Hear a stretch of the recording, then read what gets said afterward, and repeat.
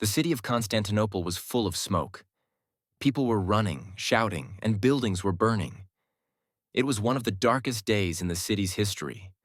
The streets were filled with angry crowds. Fires covered half of the great city. Many people thought the emperor would run away and save himself. But then, something no one expected happened. The empress, Theodora, stood strong.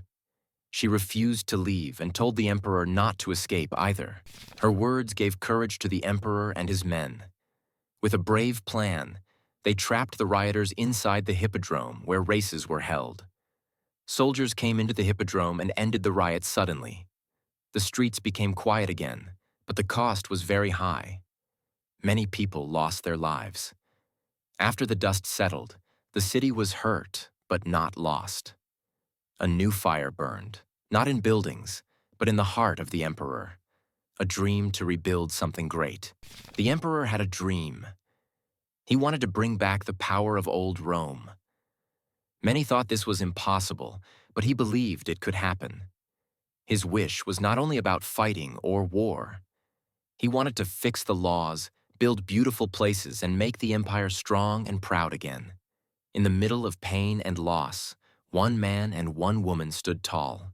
Together, they would try to do something bigger than anyone had done for a long time. Far from the big cities of the empire, in a small village, a boy named Petrus Sabatius was born. His family was very poor and worked hard to live each day. He lived in Illyria, in a place near today's North Macedonia. There was not much money, but there were big dreams. This boy would one day be called Justinian. Justinian's uncle, named Justin, left their village to find a better life. He became a soldier in Constantinople and worked hard to rise in the military. Justin stayed loyal to the empire and became head of a special guard group called the Excubators. This group protected the emperor and had great power. Because he had no sons of his own, Justin helped his nephew. He brought young Justinian to Constantinople and gave him a good education and new clothes. Justinian learned about history, religion, and law. His teachers saw he was smart and worked hard. The city was now his new home, full of chances to grow. In 518, the emperor died and had no children. Many people fought for power, but Justin became the new emperor with help from his guard group. Now Emperor Justin, he gave Justinian important jobs to help run the empire. First, Justinian became a consul, which was a leader who worked with laws. Later, Justin made him Caesar, which meant he would rule after him. Justinian's rise was fast, and many people began to see him as the next true ruler. In 527, Justin died, and Justinian became the emperor. He went from being a poor boy in a small town to the ruler of one of the greatest empires in history. This was the beginning of something very big. Justinian was now free to follow his dreams, to fix the empire and bring back the glory of old Rome. But before he could make big changes, Justinian needed help. He would not do it alone. Soon the world would hear another important name: Theodora. After his uncle died in 527, Justinian became the only ruler of the empire. He now had full control and could start working on his big ideas for the future. Justinian wanted to make the empire strong again. He began with plans for peace, law, and building new things. But he also had something else in his heart. He had love. He chose to marry Theodora, a woman from a low family. Many people were shocked. At that time, rulers did not marry women from poor homes. The law did not let men from high class marry women like Theodora. But Justinian changed the law so he could be with her. This made many leaders very angry. Theodora became empress after they married. She was smart and had strong ideas. She was not afraid to tell Justinian what she thought. She helped in many decisions and gave advice. She wanted to fix people's lives, especially for women and poor people. Her heart was full of care and fire. Theodora did not forget her past. She knew what it felt like to live with very little. Because of this, she made laws to protect women and poor families. She worked with Justinian to stop bad things like selling people or taking away their homes. She also helped women with jobs and safety in the city. People began to respect her strength. Even those who once hated her started to see her as a voice for the weak. She stayed by Justinian's side in hard times. Justinian and Theodora were more than husband and wife. They were a team. While others laughed at them, they planned something big together. They wanted to bring back the old Roman glory. This was called Renovo Imperi Romanorum, the dream to fix and rebuild the Roman Empire. But this dream needed more than talk. The land was broken, and enemies were many. Justinian had to be wise and quick to make the dream come true. Justinian knew that to reach his dream, he first needed peace in the east. He made a deal with the Sassanid king. This was called the Eternal Peace. The peace cost the empire a lot of gold, but it gave time and freedom to look west. There, old Roman lands were ruled by outside groups like the Vandals. Justinian wanted these lands back. In North Africa, the Vandals had taken control. They had kings and armies, but some people still hoped for Roman return. In 533, Justinian sent his best general, Belisarius, with an army to Africa.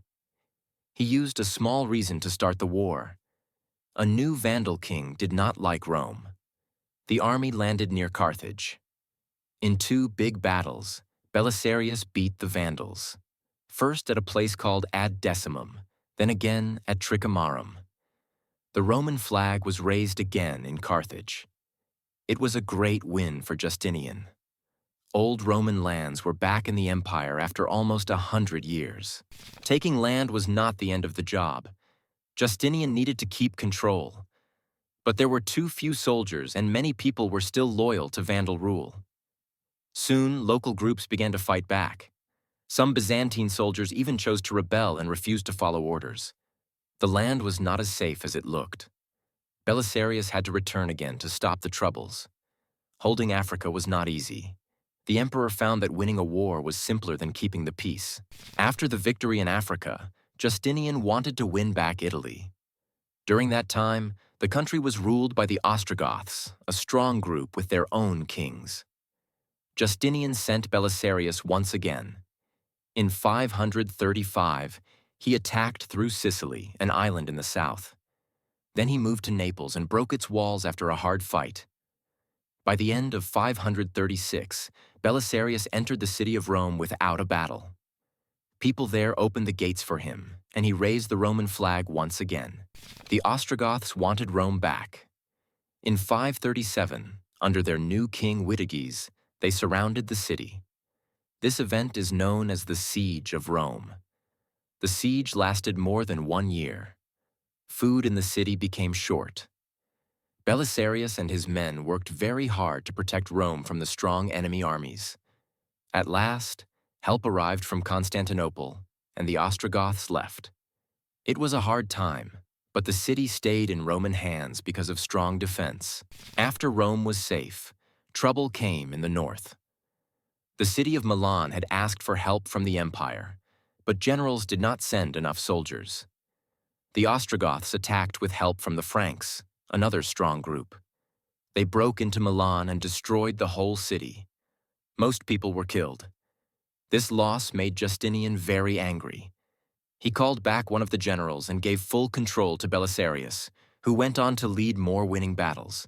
In 540, Belisarius reached Ravenna, the capital of the Ostrogoths. Instead of fighting, the Gothic leaders offered to make him both king and ruler. Belisarius acted like he agreed. He came into Ravenna with his army. After entering the city, he arrested King Witiges and sent him to Justinian. This surprised everyone. Belisarius stayed loyal to the empire. The Roman flag now flew in Ravenna too, and more of Italy was under Roman rule. Even after winning many battles, Justinian's problems were not over. In 541, a new Ostrogothic leader named Totila rose and began to fight back in Italy. Totila was smart and fast. He took back Roman-held cities one by one. Towns that once welcomed Justinian's army now opened their doors to the Goths again. Totila treated people well in conquered cities. Some began to like his rule better than the empire's. This made it harder for Justinian to keep control of Italy. While trouble grew in the west, more danger came from the east. The peace with the Sassanids was broken when their king, Khosrau, started to invade again. Sassanid armies entered Byzantine lands fast. They burned farms, took towns, and scared the people. The army had to be split to fight in two places at once. This weakened the empire. Now soldiers were fewer in both Italy and the east. Justinian had a hard time choosing where to send help first. As wars spread, something worse came. In 542, a deadly sickness hit Constantinople. It killed thousands each day and filled the streets with fear and sadness. This plague came from far lands and spread quickly. Even Justinian got sick, but he lived. Many others, rich and poor, died without warning. Shops closed, workers stayed home, and farms were left empty. The city stopped moving. Nothing like this had happened in the empire before. The plague also hurt the army. Many soldiers died or were too weak to fight. The empire could no longer send enough men to win battles or save cities. With fewer people, collecting taxes became hard. The empire had less money to build things, pay workers, or feed the people who lost their jobs. Cities shrank, farms stood still, and trade stopped in many areas. The great power of Justinian began to look weaker than ever before. Even as wars tired the empire, Justinian worked on something very important at home. He wanted to fix the laws, which were old and confusing to many people. He chose smart men to read all the old laws and write them again in a better way. This group made the Justinian Code, a clear set of laws for the empire. These new laws helped judges and leaders do their jobs better. The code talked about family, land, crime, and more. It stayed useful for many years after. Justinian also wanted to make the city more beautiful. After a big fire during the Nika riots, many buildings were gone. One of them was a large old church. He started building a new church called Hagia Sophia. He told the best designers to make it big, bright, and full of light. It took many years to finish. When it opened, people were shocked by its beauty. Big walls, colorful stones, and high ceilings made it the greatest building in Constantinople. While the church rose, wars still needed men and money. The empire paid for soldiers, ships, and food. These things cost a lot and weakened the state. Justinian won back many old Roman lands. But keeping them safe was hard. The empire had to fight often, and some places did not like Roman rule. Some cities were damaged in war, while others stayed empty after the plague. Even with victory, the empire felt tired and its people needed peace. In 565, Justinian died at 83 years old. He had ruled for nearly 40 years. Even after sickness and war, he stayed strong until the end of his life. He had no children to take the crown. The next emperor was his nephew, Justin II. The great dream of Justinian was now in other hands. His death ended a long and busy rule. People remembered him for law, buildings, and wars. His story would live on for many years to come. Justinian's life was not only about war or power. He had a bigger goal. He wanted to bring back the great Roman Empire and its honor for everyone to see. His dream was not new. Many had wanted to fix the empire, but Justinian worked harder than most. His actions and ideas gave new life to old Roman pride. Thanks to him, many lands spoke the name of Rome again. He built more than buildings. He built hope. His dream was stronger than fear or pain. Justinian's laws helped shape many parts of Europe for a long time. The Justinian Code lived on in courts and books, even after his empire grew weak. It gave people clear rules about life, family, and justice. Later leaders copied parts of it. His law made sure people had order, even when rulers changed. This code was more than rules. It helped people live better lives. It taught right from wrong and showed that laws could be fair to all people. His dream could not last forever. Rome did not fully return. But the things Justinian started made a path for others to follow and dream big too. The land, people, and power changed many times. Still, pieces of his work stayed. His buildings stood tall, and his laws were used again and again. Even today, many people remember Justinian, not for each battle, but for what he tried to build, a world where ideas and law were stronger than war. History is full of great kings and leaders, but Justinian's story is special. He was not born rich or noble. He came from a small place with almost nothing. This makes his rise more powerful. He used his mind and heart to move forward. His uncle helped at the start, but Justinian worked hard for his power. From laws to churches, from peace to wars, his hand touched them all. His ideas stayed even after he was gone. That is why Justinian still matters today.